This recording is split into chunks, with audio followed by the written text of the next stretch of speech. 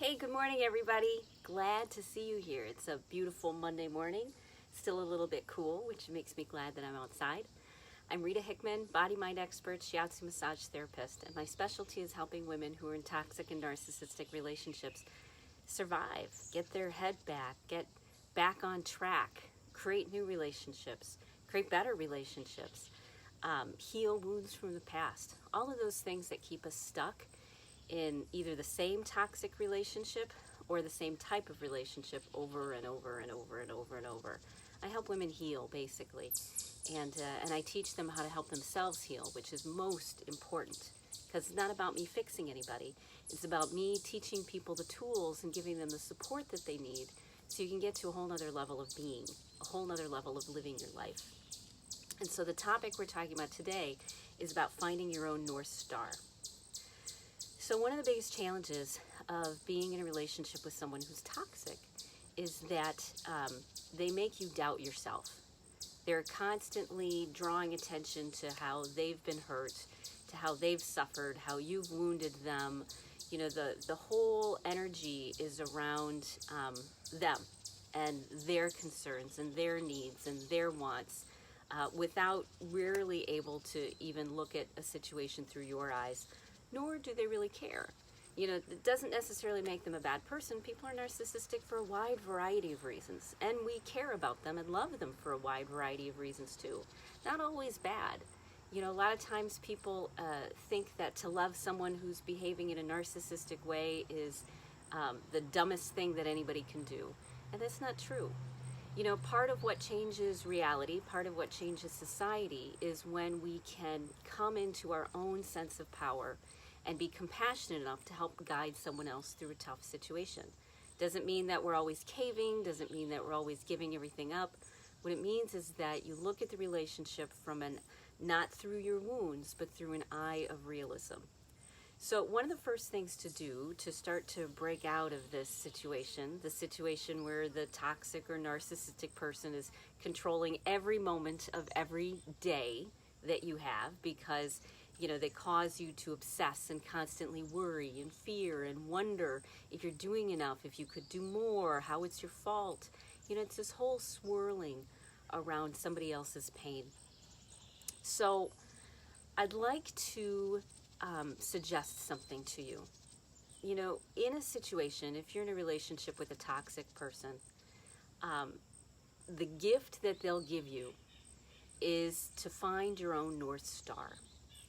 You know, narcissists are great at constantly pushing the buttons which have the biggest wounds, which you have the most pain around, which you have the most trauma around from your past or the present. They're brilliant at it, just genius. Now, the thing about this is when someone's constantly challenging you and pushing and pushing and pushing and pushing, you eventually get to the point where you either have to figure it out or you have to self-destruct. Now, I suggest that you figure it out, because you've got the ability to figure it out. You've got the smarts, you've got the support, you've got the love, you've got the resources, and you're an adult. And so it's time to make the switch. It's time to realize that we have to find our own sense of peace. We have to look at the things that cause us to feel the way that we feel. Is it that we had dairy yesterday and we're sensitive to dairy and that's part of why we're inflamed and angry?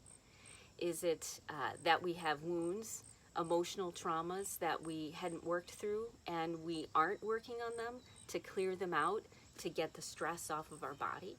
Is it that we pushed ourselves too far or allowed ourselves to do more than we were comfortable doing, and so now we're resentful? Is it that our diet's off and so we have a constant state of inflammation? Is it that we're not getting enough of the nutrients that we need, or we're dehydrated, or we don't have enough fiber, or we don't move enough?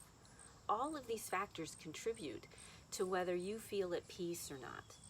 They're all a part and parcel of the bigger picture. You know, you can't always leave the situation that you're in, whether it's a job or relationship or family member, or, you know, leaving isn't always the best idea at this moment. And so what it challenges you to do is to find your own center, even in the middle of adversity. You know, some of the strongest, kindest, most wonderful women that I know aren't those that have had an easy path. They're ones that the path came, it flattened them, it squashed them, and they discovered and worked hard at figuring out what makes me feel good, what keeps me on a good path.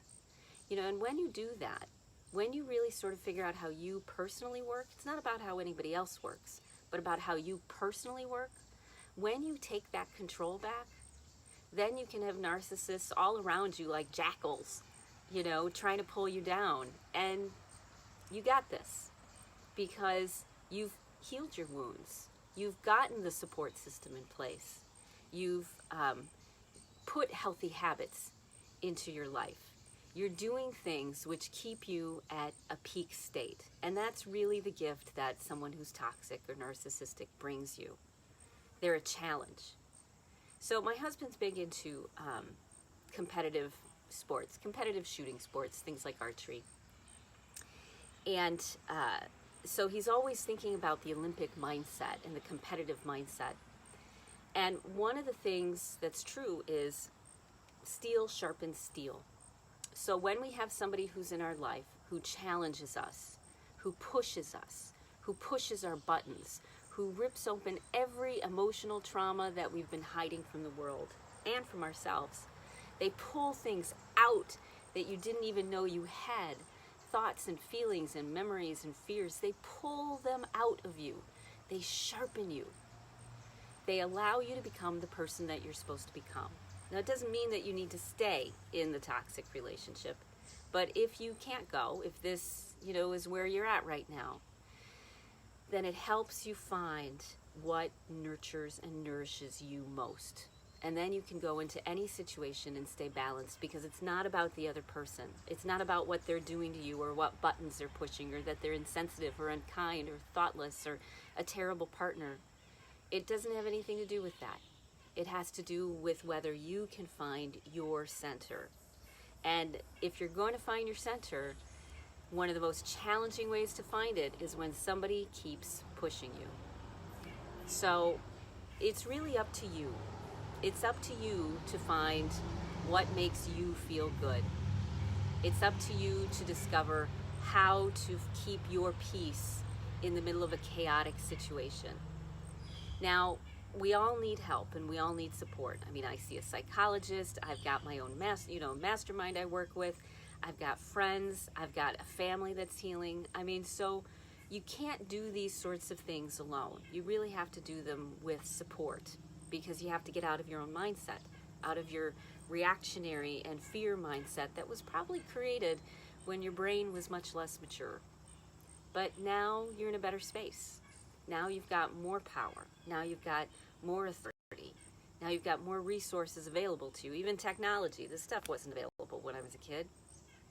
So you've got everything that you need to find your peace. And when you're in a difficult, challenging situation, it challenges you to do just that. To keep reaching, to keep polishing, to keep looking at you.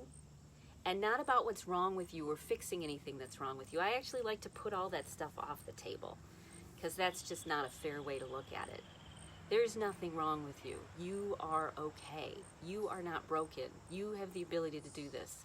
Anybody would be in your position if they had your genes and your situation and your chemicals and your traumas and your family history. And so this is your personal challenge, to find your happy, to reach out, to find community, to put healthy habits in place, to get support, to heal the past, to revisit it and clear it out of your system. This is your opportunity to really find the peace that you've been looking for almost all of your life. And who knew? The narcissist is the one that's helping you find that, pushing you so that you're forced to stretch beyond your comfort zone, beyond what you want to do, even if you're blaming them the whole time. But it still pushes you to grow. It still causes you to look for the nourishment that you need, to find the nourishment that you need. There are 5 main pillars. They're based on Asian medicine. And in Asian medicine, in these 5 pillars, these 5 elements, everything in the universe can be categorized. And so when you work on those 5 elements, those 5 pillars of healing yourself, of getting into a good space, that's what the narcissist is there to do, to push you, to motivate you, to encourage you, to force you to take that next step into healing yourself, into finally creating the life that you deserve to have, that everybody deserves to have. Creating the life for yourself and embracing it and loving it and living it to the best of your ability. Doesn't mean everything's happy. What it does mean is that you have the tools and the ability and the foundation and the scaffolding and the structure to be happy no matter where you go or what you do or who's in your life or what challenges. You know, these things help you in all sorts of situations. When you're dealing with grief, when you're dealing with your own end of life, when you're dealing with healing relationships with people, when you're healing your own physical things. So if this isn't the time for you to just walk away and leave immediately, then embrace it as the time to encourage you to seek and to look and to reach out. Because if you're in the middle of the angst, if you're in the middle of the trauma and the pain, it means that you need some help and you need some support, and it's time you started to look for it. One of the biggest things that get in our way of healing is our belief that it's not possible. And we only think that way because people told us it wasn't possible. Nobody showed us that it was. Nobody showed us how to do it. Nobody gave us the tools and the support that you were supposed to get when you were young, but you didn't get. And so now you're kind of floundering with this relationship with people who don't appreciate you or respect you or validate you and have some sort of crazy emotional control over you.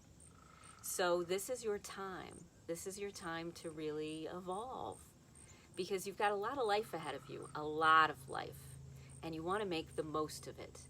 You know, every moment is precious, and every moment you spend not as evolved as the highest version of yourself you can be, you know, every moment you spend like that is a wasted gift. It's a wasted miracle. So I encourage you to look at the areas in your life that you need to get some support with and get that support. So there are a couple options if you want to work with me. One, there's a book I've partnered with and everything you ever want to know about narcissism, so you can get a grip on it. 2, I lead a private coaching group where I do a call once a week and conversation between, where I support a small group of women into that evolutionary process. Or I do one-on-one. And if you would one-on-one, send me a message. I'll send you the link to apply. Don't worry about finances. Don't worry about time, because we sit down and we come up with a plan that works for you, a plan that works with your life, with, you know, the things that your beliefs that get in the way, your, you know, boundaries and walls that get in the way. We work directly with those, so you don't have to try to figure it out on your own, okay? So let me know, and we'll get you set up, because you do not have to do this alone, and you're not supposed to do it alone. And it is up to you to figure out what makes you happy, and it's time. Don't waste one more second, okay? So I hope you have a great Monday. I'm looking forward to mine, and I'm looking forward to seeing you tomorrow, okay? Bye.